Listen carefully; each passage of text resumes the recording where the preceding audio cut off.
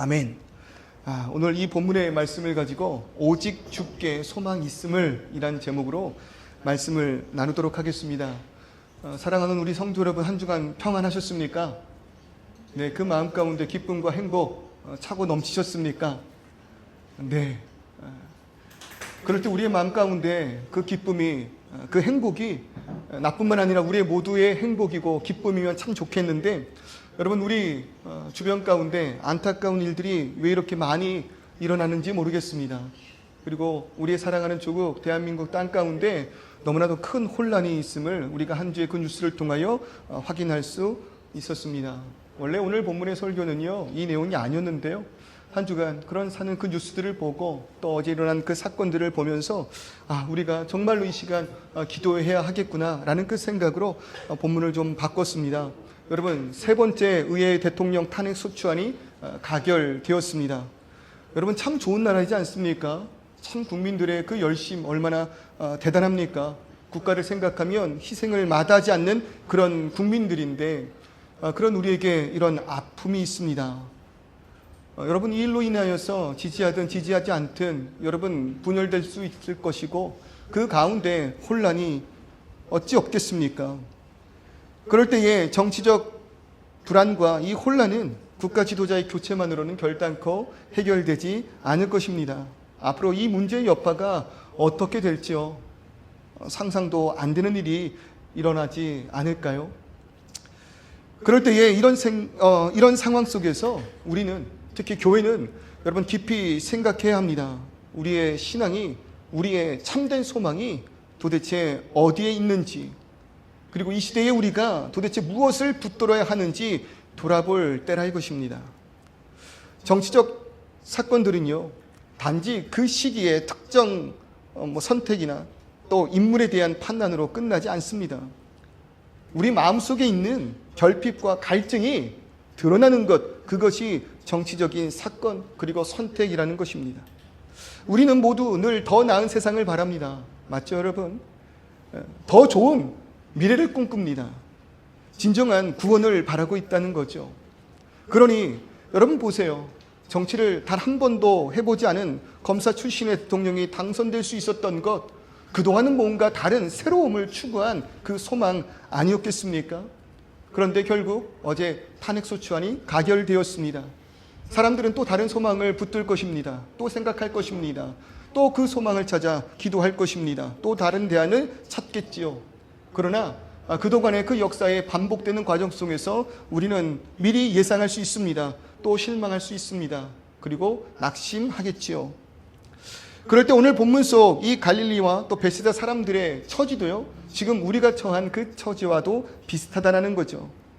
그들은요, 삶의 결핍과 굶주림, 그리고 정치적, 사회적 혼란 속에서 구원을 바랬습니다. 호숫가 마을에 있는 베세다입니다. 갈릴리 안에 있습니다. 베세다라는 것은 어부들의 집이란 뜻입니다. 여러분, 어떤 느낌이에요?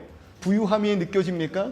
아니면 넉넉하지 못한 그 삶 가운데 하루 먹고 사는 그런 이미지로 비춰집니까?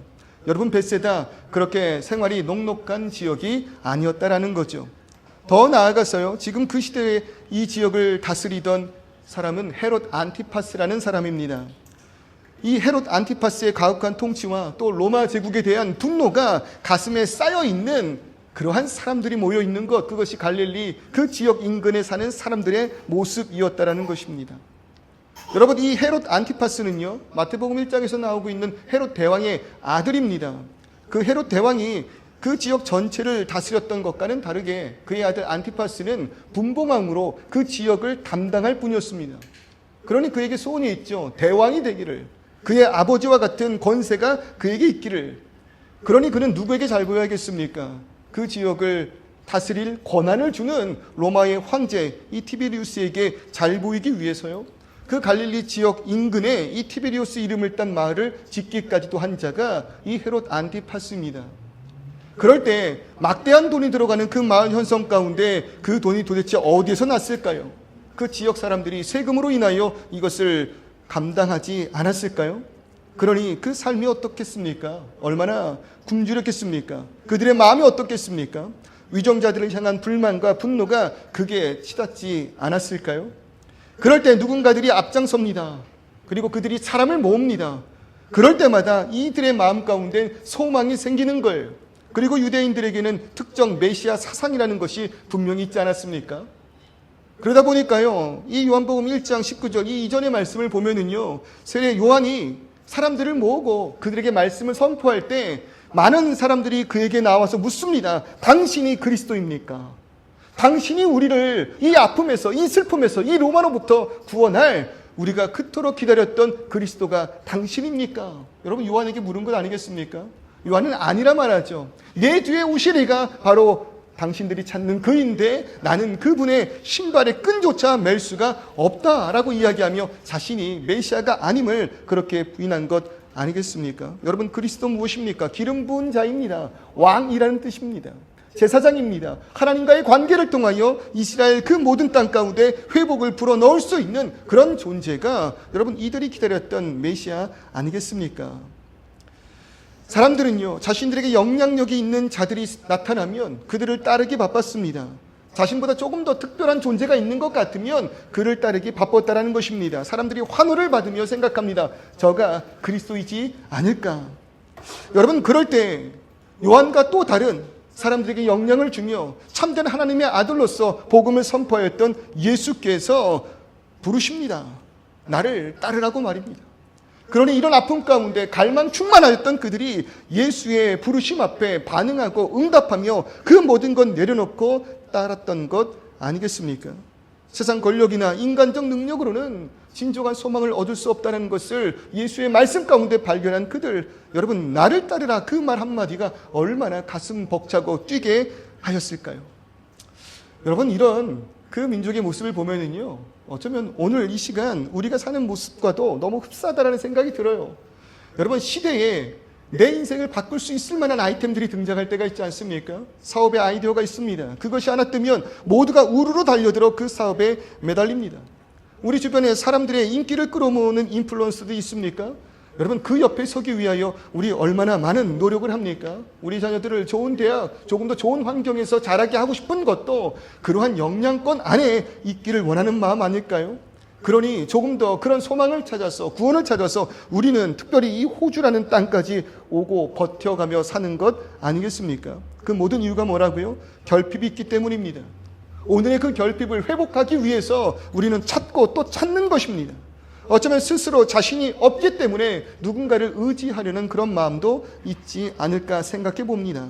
나의 삶의 이 결핍은요, 생존을 위해서 참된 길을 찾으려는 노력의 원동력이 되기 때문입니다. 그러니 오늘 나에게 그런 결핍이 있다면요, 여러분, 그 결핍을 통하여 필요를 찾게 하시는 하나님께 감사하시기를 소원합니다. 결핍이 있었기 때문에 우리가 발버둥치며 여러분 이 자리까지 온 것 아니겠습니까? 사람들이 그리워 이 자리에 나오신 분들도 계실 거예요. 도움이 필요한데 도움 받을 이가 필요해 이 자리에 오신 분들도 계실 거예요.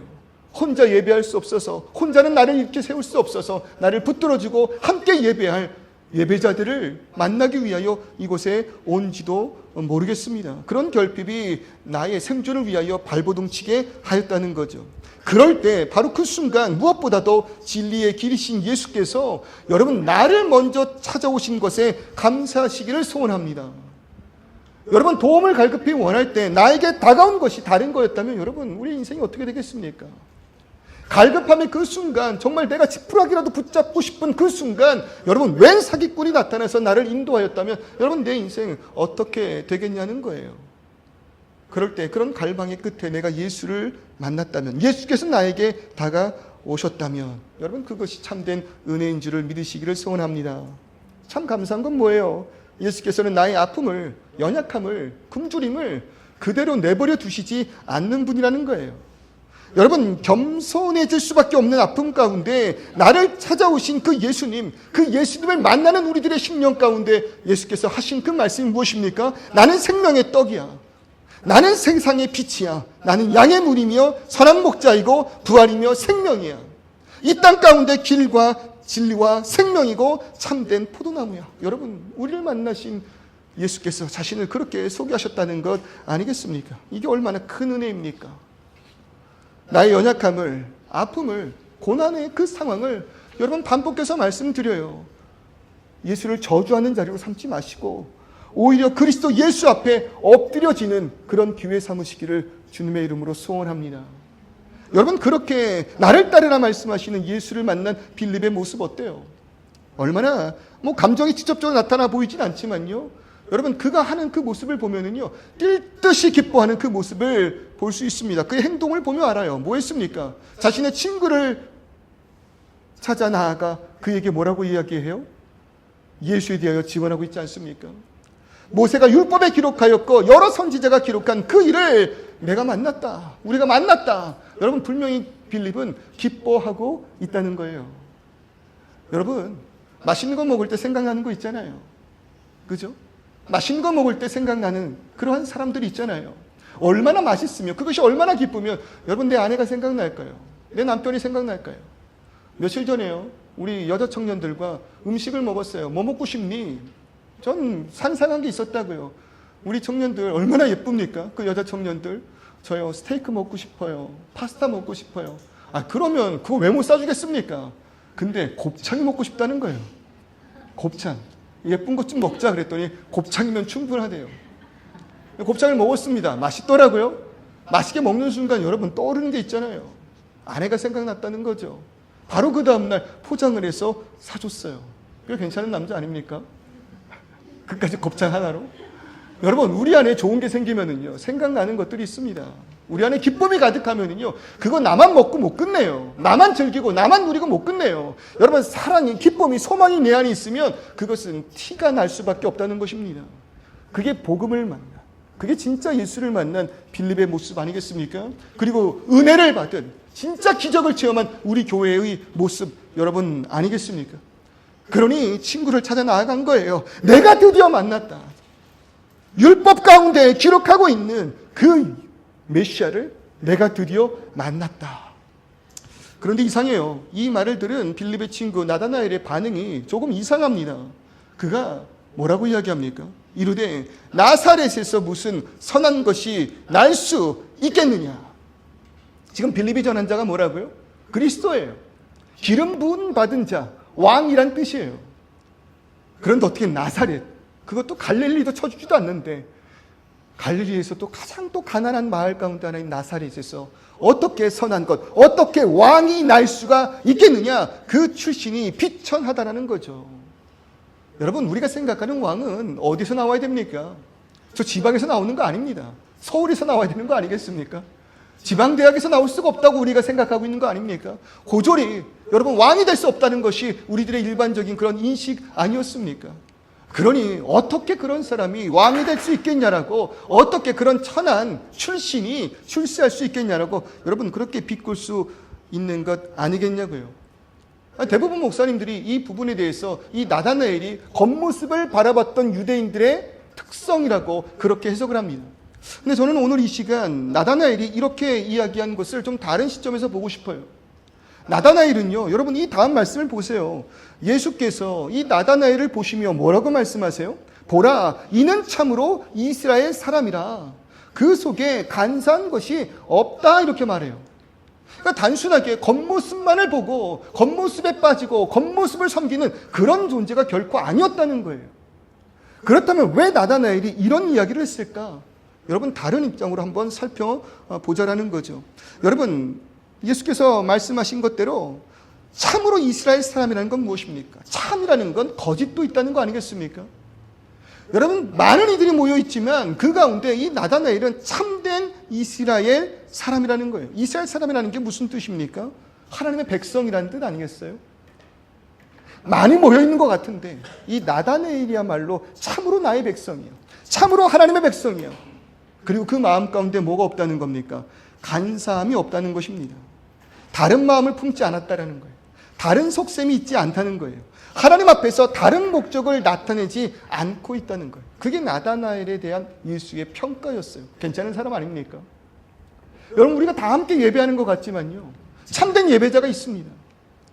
우리의 모든 예배를 그 받으실 하나님 앞에 내 감정조차도 내려놓고 그가 무슨 말씀을 하시는지 내가 듣고 따르겠노라, 여러분 다짐하는 그러한 참된 예배자들이 이 가운데 또 있다는 거예요.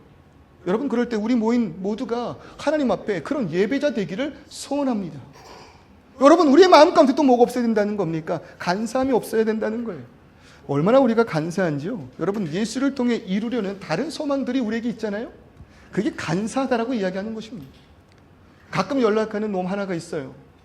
가끔 저에게 연락을 했어요. 저를 정말 너무 위해 주는 그런 말을 합니다. 목사님, 이번에 로또 1등에 당첨이 되면 목사님 집 바꿔줄게요. 목사님, 제가 교회 지어드릴게요. 제가 그것 때문에 로또 하는 겁니다. 말이 됩니까, 안 됩니까?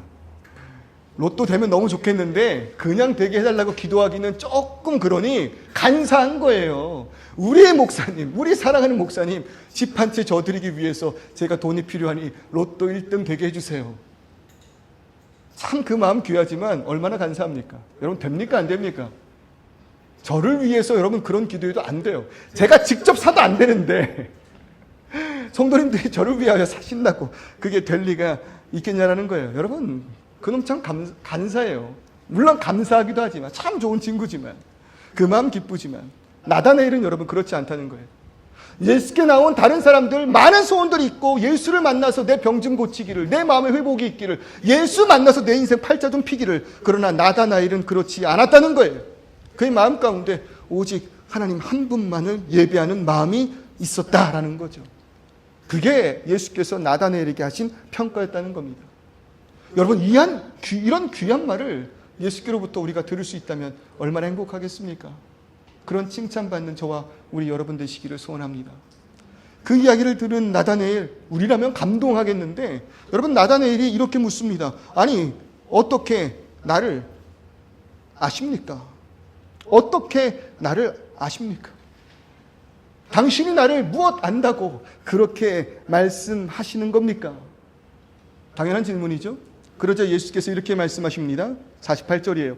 빌립이 너를 부르기 전에 네가 무화과 나무 아래에 있을 때 보았어. 어디 아래 있었대요? 무화과 나무 아래에 나다나엘이 있는 것을 보았다는 거예요. 도대체 이게 무슨 말일까요? 전통적으로요, 대부분 유대 전통대로 이 무화과 나무 아래는요, 기도하는 곳을 뜻합니다. 그리고 말씀을 묵상하는 자리로 해석을 해요. 대부분의 본문의 해석을 할 때 나다나엘이 전통대로 무화과 나무 아래에서 간절히 기도하고 있을 때, 무화과 나무 아래에서 하나님의 그 말씀을 묵상하고 있을 때 누가 봤다는 거예요? 예수께서 그를 보셨다라는 거예요. 그렇게 해석이 돼요. 이게 전통적인 일반적인 해석이에요. 근데 저는 이 해석이 그렇게 와닿지가 않아요. 왜 그러냐면요, 바로 그 다음에 나다나엘의 반응 때문에 그래요. 바로 나다나엘이 하는 이야기가 무엇입니까? 대답하되 랍비여, 당신은 하나님의 아들이십니다. 당신은 이스라엘의 임금이십니다. 여러분, 이렇게 반응하고 있는 나다나엘의 반응이 너무 오바스럽다고요. 생각해 보세요. 아니, 당신 누군데 나에 대하여 그렇게 이야기합니까? 내가 빌립을 통해 너를 만나기도 전에 무화과 나무 아래에서 기도하고 있는 걸 봤어. 말씀을 묵상하고 있는 걸 봤어. 여러분, 그런 전통적인 의미로 이 본문을 해석한다고 생각해 보세요. 그러면 여러분, 나다나엘의 반응이 뭐예요? 언제 봤는데요? 그래서 그게 뭐 어쨌는데요? 누구나 볼 수 있는 건 아니겠습니까? 여러분, 그렇게 이야기할 수 있는 거 아닙니까? 가뜩이나 지금 나다나엘은요, 이 예수에 대한 약간의 편견이 있는 것처럼 이야기하잖아요. 나사렛에서 무슨 선한 것이 있겠어. 아무 기대함 없이 만났는데, 당신 기도하고 있는 거 내가 봤습니다. 그 말 한마디에 엎드러져가지고 당신은 하나님의 아들이시며 당신은 이스라엘 임금입니다. 이렇게 말하는 것이 여러분 조금 그 앞뒤 맥락상 어울리지 않는 해석이라고 저는 생각한다라는 것입니다. 여러분, 그럴 때 이 무화과 나무 아래에서 나다나엘이 있는 것을 보았다라는 그 예수의 말이 도대체 어떤 의미이길래, 무슨 뜻이길래 나다나엘은 엎드려져 예수를 주로 왕으로 고백하고 있는 것일까? 제가 생각하는 나다나엘은요, 여러분, 소망을 잃은 자입니다. 무엇보다도 민족을 바라보며 그 희망을 잃어버린 자가 나다나엘이에요. 더 나아가서 그 땅의 지도자들을 바라보면서 한탄했을 것입니다. 눈물을 흘렸을 것입니다. 그 지도자들은 더 이상 이 백성을 위하여 기도하지 않습니다. 저마다 자신들의 의를 드러낼 뿐이고 의로운 척하지만 실상은 자신들의 유익을 쫓아 나아가는 위정자들이라는 거예요. 민족을 로마로부터 독립시키기를 소원하지만 그것도 자신의 권세를 더욱더 굳건히 하기 위한 것이지 진정으로 하나님의 나라를 위한 마음이 없었다라는 것입니다. 자신들의 더 큰 권력과 이익을 위해 살아가는 이 땅의 지도자들을 바라보며 나다나엘은 피눈물을 흘렸을 것입니다. 그러니 이스라엘의 수도인 예루살렘에서도 소망이 없는데 하물며 나사렛에 무슨 소망이 있겠는가? 그런 의미라는 거죠. 나사렛이 너무 작기 때문에가 아니라 이스라엘도 소망이 없는데, 예루살렘도 소망이 없는데 어떻게 나사렛에서 선한 것이 날 수 있겠어? 이 땅은 더 이상 소망이 없어. 그럴 때 나다나엘은 하나님을 향해 눈을 돌린 자입니다. 이 땅에 더 이상 소망이 없는 것을 깨달은 나다나엘이 하늘을 향해 눈을 돌렸다고요. 그것이 무화과 나무 아래에 있었다라는 의미가 되겠습니다. 몇 군데 한번 말씀을 제가 좀 찾아보면서요, 이 해석의 뒷받침을 좀 더해 볼게요. 열왕기상 4장 25절을 보면 이런 말씀이 있습니다. 솔로몬에 사는 동안에 유다와 이스라엘이 단에서부터 브엘세바까지 이르기까지 각기 포도나무 아래와 무화과 나무 아래서 평안히 살았더라. 솔로몬은 누구입니까? 다윗의 아들입니다. 이스라엘은 사람이 세운 사울 왕이 아니라 하나님께서 택하신 다윗 왕이 다스릴 때 가장 번영하였습니다. 가장 권세가 있었고 능력이 있었습니다. 그리고 그것은 그의 아들 솔로몬의 시기에 꽃을 피기 시작합니다. 그러니 솔로몬 사는 그 동안에 어떻다라는 거예요. 단에서 브엘세바까지는요, 그 이스라엘 전체 국토를 태워 그 전체의 국토가 다윗이 다스림으로 인하여 일어났던 그 모든 은혜에 속한 그 땅 위에 포도나무 아래와 무화과 나무 아래에서 뭐 했대요? 평안을 누렸다라는 것입니다. 물론 솔로몬은 이 평안을 누리며 하나님을 멀리합니다. 무너집니다. 결국 솔로몬의 죽음 위에 이 땅이, 그 이스라엘 땅이 남과 북으로 다 갈라져 버린 것 아니겠습니까? 그때부터 무너지며 그들 마음 가운데 회복의 소망이 있었다는 겁니다. 어떤 소망? 다윗 시대와 같은 그러한 왕이 다시금 이 땅을 다스려 주기를. 그러므로 인하여 그 솔로몬의 평화 아래, 즉 포도나무와 무화과 나무 아래 있었던 그 평안을 우리가 다시 누릴 수 있기를. 그러니 다윗 왕의 등장, 다윗 왕과 같은 이가 그들 가운데 있을 때 참된 평안을 누리리나. 여러분, 하나님께서는 그래서 그 말씀을 예언자들을 통하여 나라의 회복을 선포하셨다는 거예요. 미가서 4장 4절 뭐라고 이야기합니까? 각 사람이 자기 포도나무 아래와 자기 무화과 나무 아래에 있을 것이라. 그들을 두렵게 할 자가 없으리니 이는 만군의 여호와의 입이 이같이 말씀하셨느니라. 또 스가랴 3장 10절 말씀도 보세요. 만군의 여호와가 말하노라. 그날에 너희가 각각 포도나무와 무화과 나무 아래로 서로 초대하리라 하셨느니라. 여러분, 무화과 나무 아래, 포도나무 아래, 이건 무슨 뜻이에요?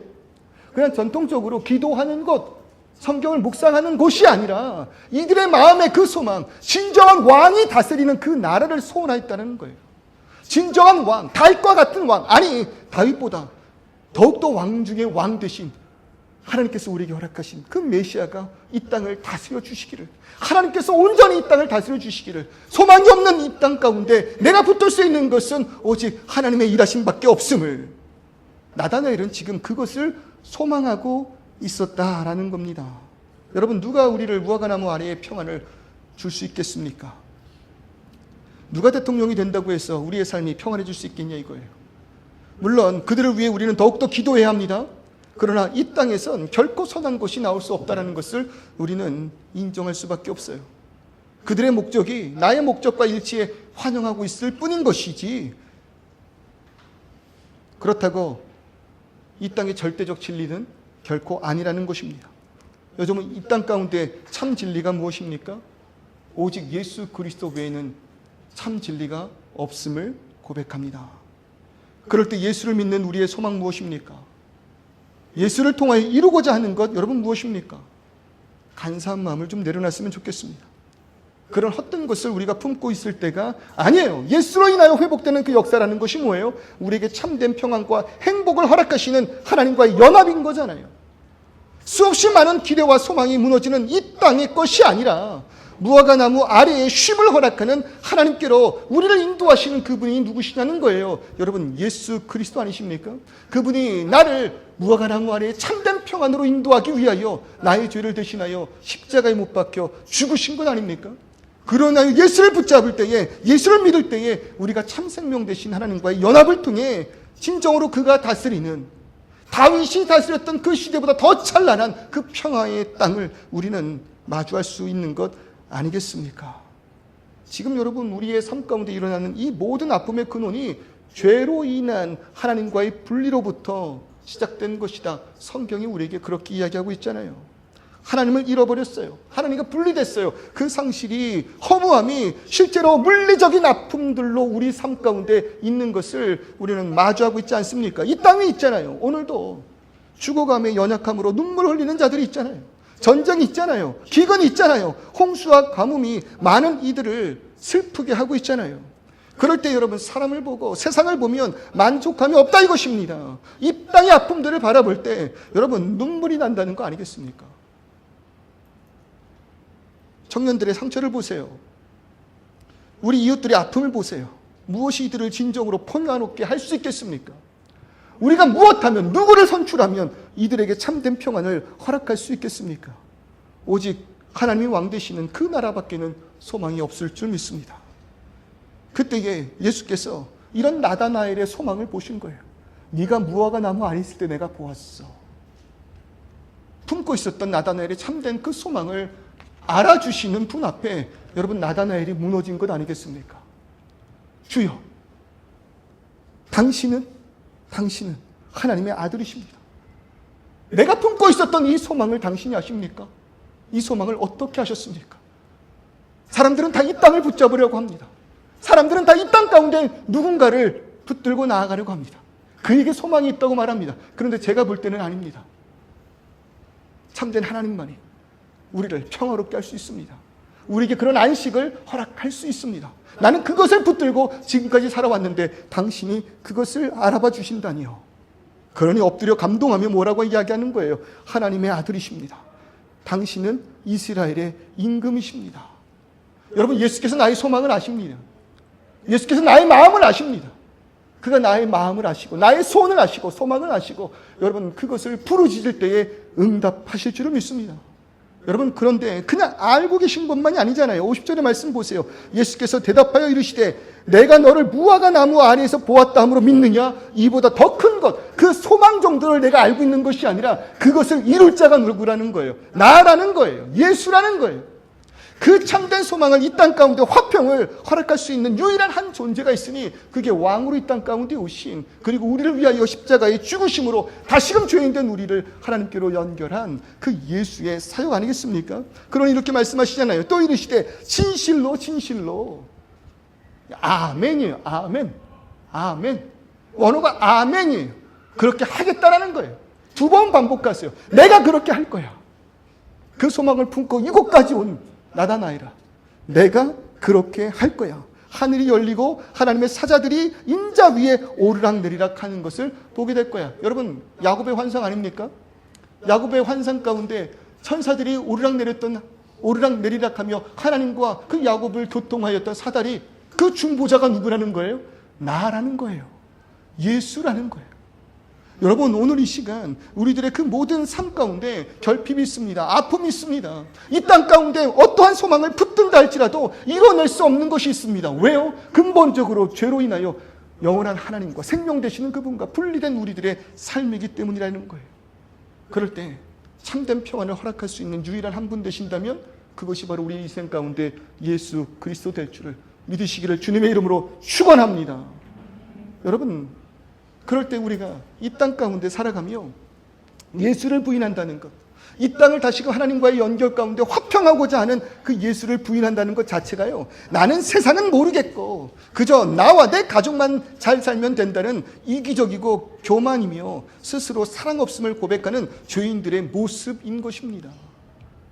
오직 예수님만이 이것을 회복할 수 있다고 할 때 예수를 거부한다는 건 나는 잘 살고 있으니, 나는 아무 문제 없으니, 그러니 그 이상의 것은 내가 상관할 바가 아닙니다라고 말하는 죄인된 모습이라는 겁니다.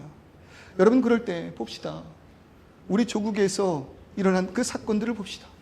여러분, 그 땅에 진정으로 뭐가 필요합니까? 예수의 소망이 필요합니다. 진정으로 예수의 소망이 필요합니다. 어떠한 정치적인 문제로 지금 이 아픔이 해결된다 할지라도 끝없이 복수가 복수를 낳을 것이고 서로가 서로를 더욱더 비난할 것이고 극단화된 양진영이 서로의 책임으로 인하여 손가락질하며 국민이 분열될 것, 여러분 뻔한 것 아니겠습니까? 그럴 때 우리는 다시 한번 돌아봐야 되는 거예요. 진정한 복음을 가지고 있는 교회가 깨어나야 한다는 것이죠.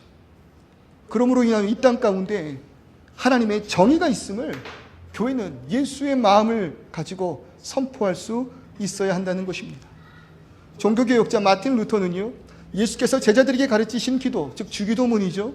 이 주기도문 중에 오늘 우리에게 일용할 양식을 주옵소서라는 그 부분을 주석하며 이런 말을 덧붙였습니다. 그는 이 기도에 사회적인 차원을 더했는데 누구나 빠짐없이 일용할 양식을 얻으려면 경제가 활성되어야 하고 취업률이 높아져야 하며 정의로운 사회가 구원되어야 한다고 보았다. 그러므로 우리에게 일용할 양식을 주시옵고는 사업과 거래, 노동시장에서 가난한 이들을 짓밟고 하루하루 끼니거리를 앗아가는 악의적인 착취에 대적하는 기도라고 했다. 여러분, 물론 그 시대의 이 취약함이 오늘의 모습과는 조금 다를지 모르겠지만요, 오늘날에 마찬가지로 정의롭고 공의롭지 못한 일들이 너무 많잖아요. 그럴 때 루터가 이렇게 이야기합니다. 불의한 짓을 하는 이들을 향해 교회가 심판조 되시는 하나님께 부르짖으며 연약한 이들을 위해 중보하고 있음을 경고해야 한다. 우리가 경고할 수 있어야 한다고 말하는 거예요. 그 세상의 불의 앞에 교회가 눈을 뜨고 바라보며 이 땅을 심판하실 하나님 계심을, 그 하나님의 사랑이 당신들이 짓밟고 있는 그들과 함께하고 있음을 경고해야 한다는 것입니다. 여러분, 그럴 때 우리가 경고할 수 있습니까? 그럴 자격이 교회에게 있습니까? 그럴 수 있는 도덕성과 진실함을 우리가 가지고 있습니까? 교회도 세상을 담기 원하고 큰 힘과 능력을 소유하기 바쁘고 서로 다투고 싸우고 나를 높이기 원하고 이스라엘의 그 방벽이 무너졌음에도 불구하고 나는 그곳에 있지 아니하니 상관이 없다라고 말하고 있는 우리들의 그 모습 속에서 여러분, 우리가 그 세상을 향한 경고를 할 자격이 있냐, 이것이에요. 여러분, 우리가 지난 3월달 설립을 준비하면서 제가 한 달이라는 그 시간 동안 함께 나눴던 말씀이 있습니다. 느헤미야의 말씀 아니었습니까? 그 시작이 어떠합니까? 유다 땅과 전혀 상관없는 곳에 살고 있었던 그 느헤미야에게 형제가 찾아옵니다. 그리고 들려줍니다. 그 조국에 무너진 그 소식을. 그때 느헤미야의 행동이 어떠했습니까? 상관없다 이야기하지 않았어요. 옷을 찢으며 울며 불며 기도했어요. 근데 그 기도의 내용이 뭐예요? 내가 아버지께 구하지 않고 행동하지 않은 죄가 그 조국을 그렇게 만들었다고 느헤미야가 이야기한 거 아닙니까? 그러니 느헤미야가 다시금 일어나 회복하기를 소원하는 마음에 하나님께 빌 때 하나님께서 그 느헤미야에게 능력을 허락하사, 기회를 허락하사 느헤미야를 통하여 무너진 예루살렘의 성벽을 다시금 재건할 수 있게 하신 것 아니겠습니까? 자신이 회개하지 않음으로 이 모든 일이 일어났다고 고백한 그 순간 진정한 이 땅의 평화의 시작이 일어났다는 것입니다. 회복의 역사가 일어났다는 거예요. 그것이 자신의 탓이래요. 그것이 교회의 탓이래요. 진정한 복음을 가지고 있는 우리가 이 땅에서 능력을 잃고 짠맛을 잃어버린 버림받은 소금이 되었기 때문에 그 누구도 하나님을 두려워하지 않는 세상이 되었다는 거예요. 어떻게 여러분 그런 일이 있을 수 있습니까? 아무도 하나님을 두려워하지 않아요.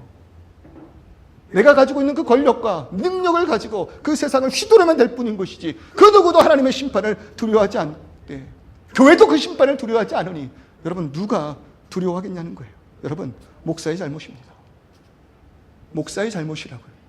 썩어빠진 목사들의 잘못이라는 거예요. 또한 성도들의 책임입니다. 그저 그 교회에 오는 것이 의무가 되고 그 교회에 모여서 나누는 것이 나의 유익을 위한 것이 된 잘못된 우리들의 책임이라는 것입니다. 그럴 때 다시금 아직 기회가 있다고 말할 때 여전히 그럼에도 불구하고 하나님 허락하신 그 은혜가 그 땅 가운데 있고 우리의 그 지역 안에 있을 때 여러분 다시 한번 우리가 일어나야 할 줄 믿습니다. 진짜 우리가 깨어나야 할 줄 믿습니다. 다시 일어나야 합니다. 그러므로 인하여 우리가 세상을 놀래킬 수 있어야만 합니다. 지난주 설교에 등장했던 나신과 같은 그러한 삶, 자신의 희생을 아깝지 아니하며 하나님의 뜻을 이루기를 소원하는 자들의 삶이 필요하다는 거예요. 세상이 놀랄 만한 그 사랑을 가지고 위정자들의 욕심으로 인해 울부짖는 자들을 돌보고 그들에게 내가 만난 예수를 전해야 하는 것입니다. 나사렛에서 어떻게 선한 게 있겠어? 교회 간다고 뭐가 되겠어? 라고 이야기할 때 그들에게 빌립과 같이 와서 보라. Come and see. 와서 보라. 와서 보라. 우리 안에 진정한 진리가 있음을, 참된 평안이 있음을, 소망이 있음을, 사랑이 있음을, 섬김이 있음을, 위로가 있음을, 예수의 구원이 있음을 와서 보라. 무너진 그 땅에 예수의 소망이 가득하기를, 무너진 우리의 가정 가운데 예수의 소망이 가득하기를, 한 치 앞도 내다볼 수 없는 우리 자녀들의 인생 가운데 예수의 소망이 있기를, 그런 소망을 품고 나아가는 우리 되기를 주님의 이름으로 축원합니다. 이 시간 우리가 함께 이 찬송을 좀 불러봤으면 좋겠어요. 여러분 정말 오랜만에 불러보는 찬양인 것 같은데요. 부흥이라는 그 찬양 여러분 아실까요? 우리 삶 가운데 부흥이 일어나야 될 줄 믿습니다. 부흥은 여러분 딴 것이 아니에요. 하나님의 성령의 역사로 인하여 우리가 다시금 나아가야 할 그 길로 회복하는 역사, 그것이 부흥의 역사입니다. 그것이 부흥의 역사입니다. 다시 한번 성령 충만함으로 인하여 우리가 우리 있어야 하는 그 자리로 나아가기를, 교회가 교회의 역할을 할 수 있기를, 성도가, 목사가 그 역할을 할 수 있기를, 그러기 위해서 고백하는 것이 여러분 무엇입니까? 우리의 우상들이 태워져야 된다는 것입니다. 간사한 마음으로 예수 앞에 나와놓고도 다른 마음을 품고 있는 우리들의 우상이 오늘 이 시간 성령의 불길로 철저하게 태워지기를, 그러므로 아무도 자신을 내어주지 못하고 사랑을 품을 수 없는 이 시대 가운데 예수의 사랑으로 이 세상을 섬기며 진짜 구원이 무엇인지, 평안이 무엇인지, 이 땅의 소망이 무엇인지를 선포할 수 있는 우리가 되어야 할 줄 믿습니다. 우리 그런 기도하는 마음으로, 그리고 회개하는 그 심령으로 우리 한번 이 찬송 같이 불러볼까요? 이 땅의 황무함을 보소서.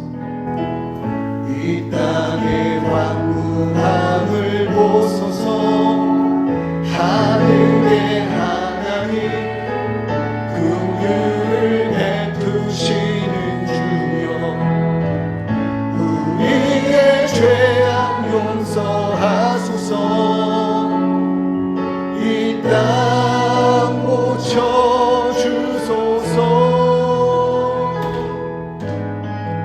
이제 우리 모두 하나 되어 이 땅에 무너진 기초를 다시 쌓을게. 우리의 우상들을 태우시라며. 성령의 불이 마소서. 다시 한번 일어나는 회복의 역사가 부흥의 불길 타오르게 하소서. 진리의 말씀 이 땅 새롭게 하소서. 은혜의 강물 흐르게 하소서. 성령의 바람 이제 불어와.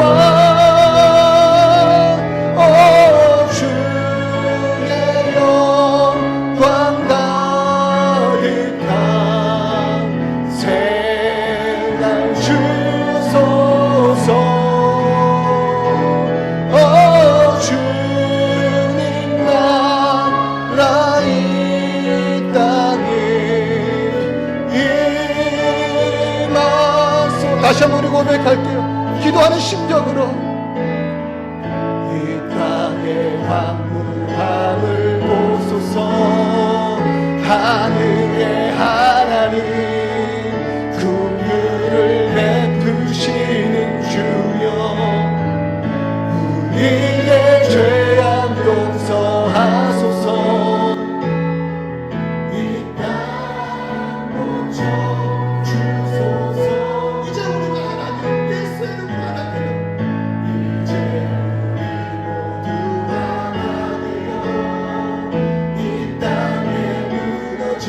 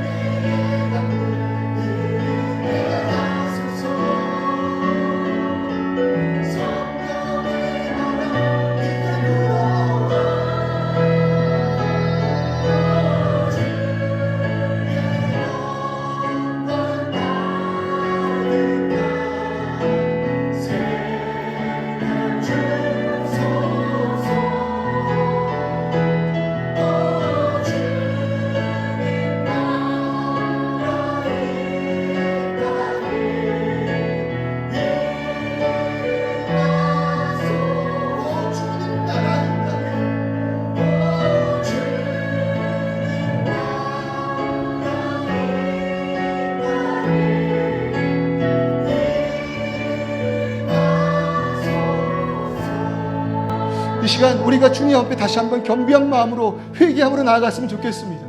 그리고 이 세상 가운데 하나님의 심판이 있음을, 그것을 위하여 교회가 깨어 있음을, 그것을 위하여 교회가 기도하고 있음을 여러분 세상에게 알려야 할 줄 믿습니다. 그리고 그 가운데 참된 소망을 붙들고자 헤매었으나 발견하지 못한 이들이 우리들의 사랑을 통하여 예수께 돌아오는 역사 있기를 소원합니다.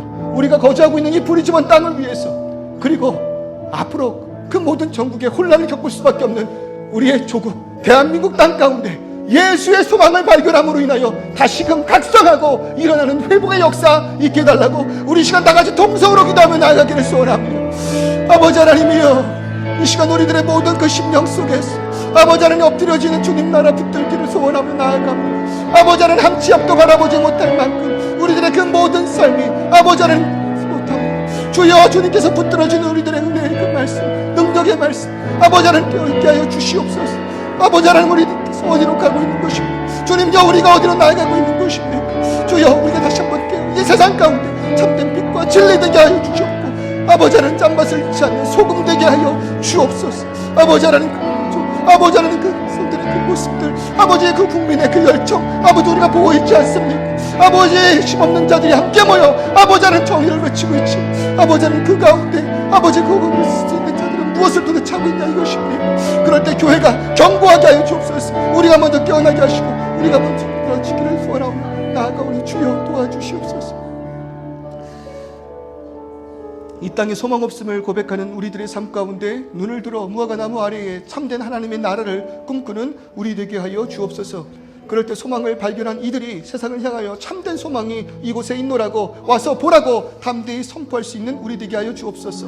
그 복음이 부끄럽지 않은 우리들의 삶 되게 하셔서 자신 없게 나아가는 것이 아니라 자신 있는 그 모습으로 나아가게 하실 때 주님요, 그 교회가 이 세상을 향하여 하나님의 정의와 공의와 심판이 있음을 경고하는 주의 참된 메신저 되게 하여 주옵소서. 특별히 우리 조국 대한민국 땅을 주여 붙들어 주시기를 소원합니다. 참 좋은 국민들입니다. 국가를 위하여 희생을 마다하지 않는 자들입니다. 그럴 때에 그 권세와 권력을 붙들고 나아가는 그 모든 위정자들 하나님을 두려워하게 하여 주옵소서.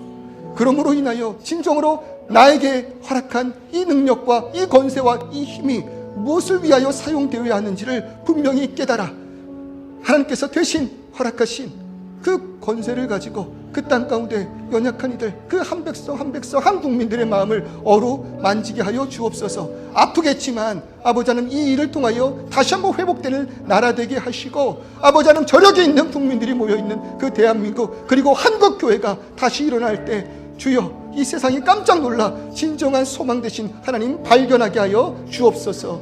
예수 그리스도의 이름으로 기도드립니다.